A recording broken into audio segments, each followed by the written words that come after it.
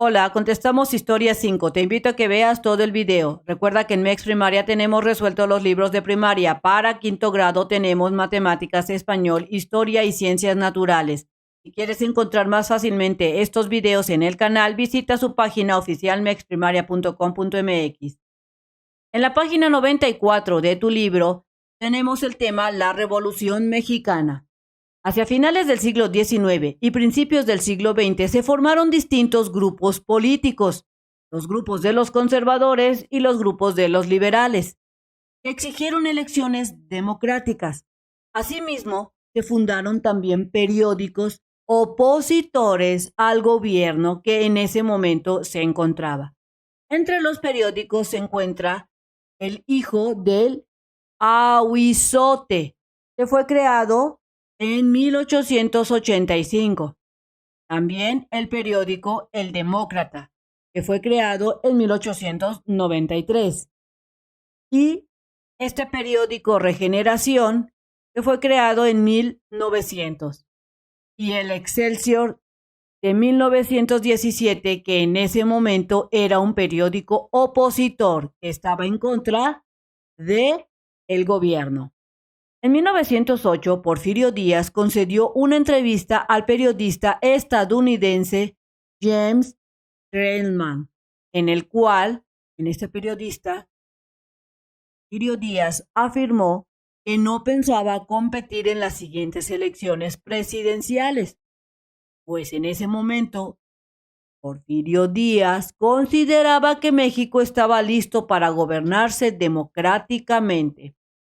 Pero en realidad Díaz no tenía la intención de abandonar el poder. Así es que era una especie de trampa o tipo de máscara para evitar que lo estuvieran atacando tanto. Un dato interesante. Una corriente de pensamiento considerada precursora de la revolución fue el magonismo, encabezada por los hermanos Enrique y Ricardo Flores Magón. Entre sus propuestas planteaban terminar con el reeleccionismo y promover la participación ciudadana. Además, impulsar el mejoramiento y fomento de la educación y de las condiciones del trabajo. Es decir, que ya empezaban a surgir estas corrientes en donde estaban ya hartos del porfirismo y comenzaban ya a levantarse en especies de protestas. Si tú quieres encontrar más fácilmente un video de MEX Primaria, entra a su página oficial mexprimaria.com.mx, selecciona el botón de lista de videos, te aparece esta pantalla, seleccionas el grado que estés cursando, quinto grado, verás las materias disponibles para ese grado, matemáticas, español, historia y ciencias naturales, seleccionas el botón que desees, ejemplo, matemáticas, y al seleccionar matemáticas te aparecerá los videos ya contestado, ya explicado del libro de desafíos matemáticos. Busca esa página que tú quieres, selecciona el video y listo, te pones a hacer tus actividades. Siguiendo en la página 94, tenemos que a fines de 1908, Francisco I. Madero publicó el libro La Sucesión Presidencial en 1910, el cual propuso crear un partido político que se opusiera a la reelección de Díaz. Al año siguiente, Porfirio Díaz fundó Partido Nacional Antireeleccionista, que lo postuló a la presidencia de la República.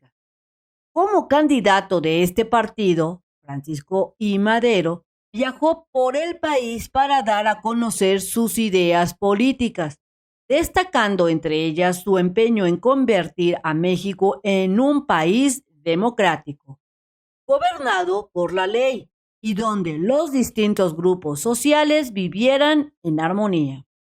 Madero obtuvo gran apoyo durante su campaña electoral. Esto alarmó a Díaz, lo puso nervioso a Porfirio Díaz, quien ordenó encarcelarlo, bajo el cargo de sublevar a la población y de ultrajar a las autoridades. De este modo, encarcelaron a Francisco I. Madero. Si te das cuenta, Porfirio Díaz, en vez de competir de manera democrática, lo que hizo fue encarcelar a su opositor, que era Francisco I. Madero. Vamos a realizar entonces la actividad. Comprendo y aplico. Punto número 1. Lee el fragmento del libro La sucesión presidencial de 1910, escrito por Francisco I. Madero, publicado en diciembre de 1908, y contesta las siguientes preguntas en tu cuaderno. Entonces vamos a leer este fragmentito de La sucesión presidencial.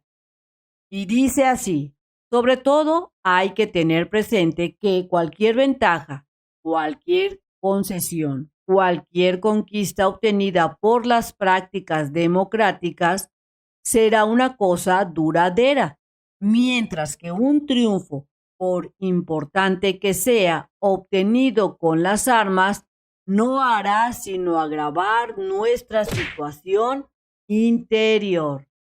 Entonces, después de haber leído este fragmento, que habla prácticamente de la democracia, vamos a contestar. Pregunta número 1. ¿Cuáles son las prácticas democráticas a las que Madero se refería en este fragmento?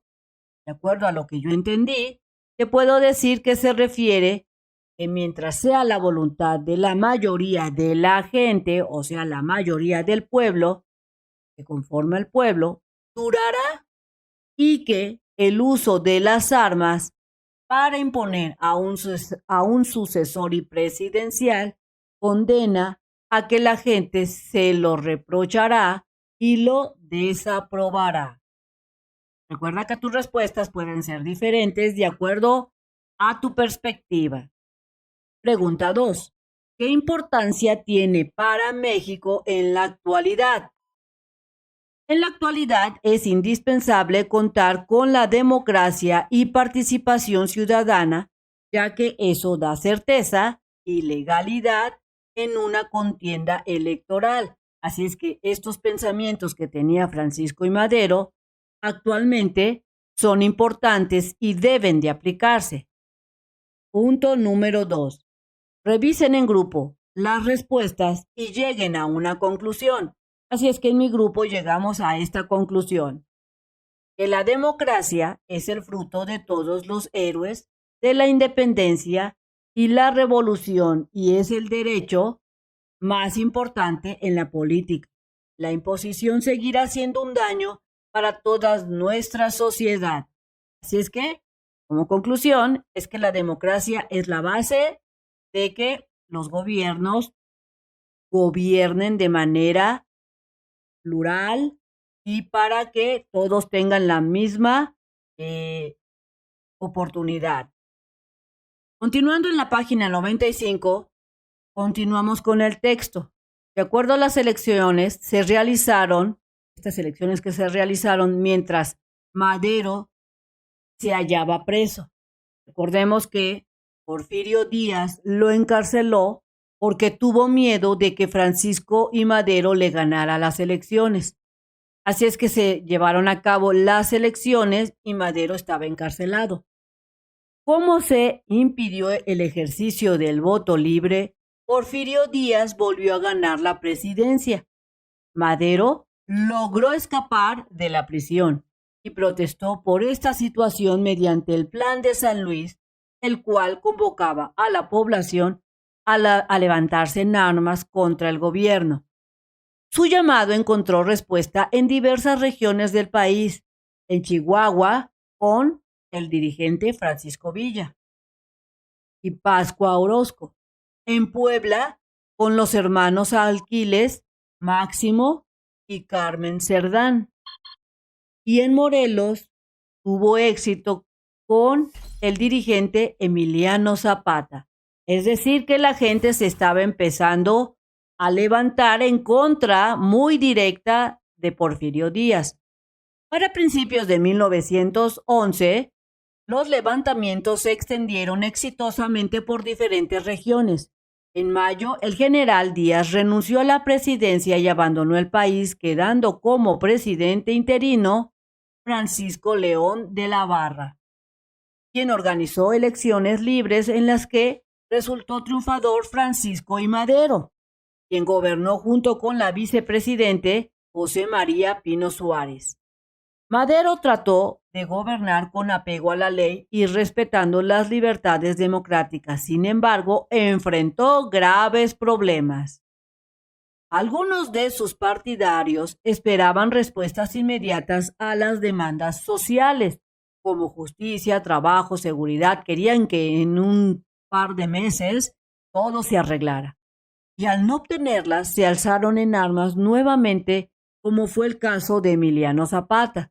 Por otra parte, ni los antiguos porfiristas ni los empresarios extranjeros favorecidos por Díaz veían con buenos ojos al nuevo presidente. En febrero de 1913, un grupo de militares apoyado por el embajador de Estados Unidos se rebeló contra el gobierno en la Ciudad de México. Estos episodios fue conocido como Decena Trágica porque en los 10 días que duraron los combates hubo muchos muertos. Madero y el vicepresidente José María Pino Suárez fueron asesinados por órdenes del general Victoriano Huerta, quien usurpó la presidencia. O sea que por culpa de un estadounidense, este embajador de Estados Unidos, se rebelaron contra Francisco y Madero y lo mataron. Y quien se quedó con la presidencia fue Victoriano Huerta, y este fue el que mandó a matar a Francisco y Madero, que era en ese momento el presidente, y también a su hermano. Ante estos hechos, Venustiano Carranza, gobernador de Coahuila, elaboró el Plan de Guadalupe, en el que desconocía a Victoriano Huerta como presidente y se autonombraba primer jefe del ejército constitucionalista, llamado así porque el plan exigía el respeto a la Constitución. Entonces, Venustiano Carranza no le siguió el jueguito a Victoriano Huerta y se levantó en contra con el Plan de Guadalupe. Continuando en la página 97, tenemos que el desarrollo del movimiento armado y la propuesta de caudillo revolucionario Zapata, Villa, Carranza y Obregón. Durante la revolución en distintas partes del país se levantaron en armas grupos revolucionarios con diferentes proyectos políticos. Las facciones se organizaron en torno a caudillos como Emiliano Zapata, Venustiano Carranza, Francisco Villa y Álvaro Obregón. Algunos de ellos elaboraron documentos en los que plasmaron sus demandas, es decir, que todos exigían. Con el Plan de Ayala, el movimiento zapatista expresaba la demanda de los campesinos que habían sido despojados por los hacendados porfiristas, por lo que los peones, los jornaleros y otros trabajadores del campo del centro y sur del país se unieron en dichos movimientos. Eso significa la palabra caudillo, significa líder, que por sus cualidades personales es conocido como el jefe político y militar. A cambio del apoyo y lealtad de sus seguidores, los caudillos realizaban acciones para satisfacer sus demandas. El movimiento villista representó los anhelos y las necesidades de los campesinos en el norte del país, quienes reclamaban tierras para trabajar. Villa elaboró la Ley General Agraria, en la que destacaba la reducción de las grandes propiedades territoriales a límites justo, distribuyendo equitativamente las tierras excedentes. Venustiano Carranza fue gobernador de Coahuila durante el gobierno de Francisco I. Madero y a la muerte de este se convirtió en el principal líder revolucionario. En septiembre de 1916, Carranza convocó a un Congreso Constituyente en Querétaro, que elaboró y promulgó una nueva constitución para impulsar la industria y favorecer la educación.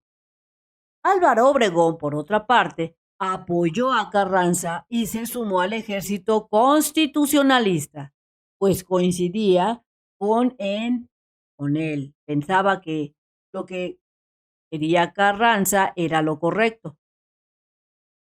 Coincidía con las ideas de hacer de que México fuera un país próspero y moderno. Un dato interesante. El ferrocarril fue un medio de transporte muy utilizado durante la Revolución. Facilitó el traslado de grandes ejércitos en lugares distantes. Esto le dio al movimiento armado un carácter dinámico. Por eso, en los testimonios de la época, fotografías, películas y corridos, y muchas veces los trenes figuran como protagonistas.